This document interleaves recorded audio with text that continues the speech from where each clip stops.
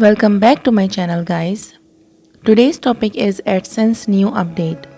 These days I am getting a lot of inquiries about AdSense interface. As soon as you will open AdSense, it will ask you add your site to your AdSense. Let's just open it in my system and have a look. Here is my channel. I will click on YouTube Studio and go to monetization. On the right hand side, you can see YouTube Partner Program options. Can you see your AdSense account here?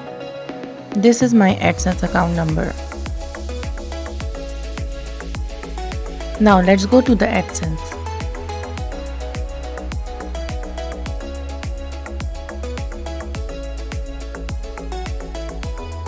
Once you will sign in, this is the first page which will open for you. It is asking continue with this account. I will continue with this account. Now second page is a couple of things before you start. It is asking your site and other options. You have to click here, I don't have a site yet. And then if you need any updates from AdSense, you can just click yes and continue. Here is the main page once you will open AdSense.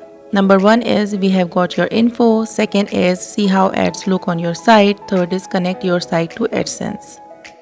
Let's click on plus add site. It is asking for a website which we don't have, so we will cancel this.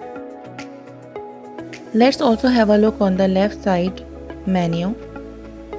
There is home, ads, sites, blocking controls, reports, policy center, payments, account. Let's click on payments.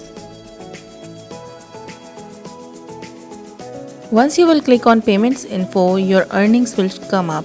This is the main page which you were opening before when you were opening AdSense, but right now interface is changed, so you will get this info in the payments option.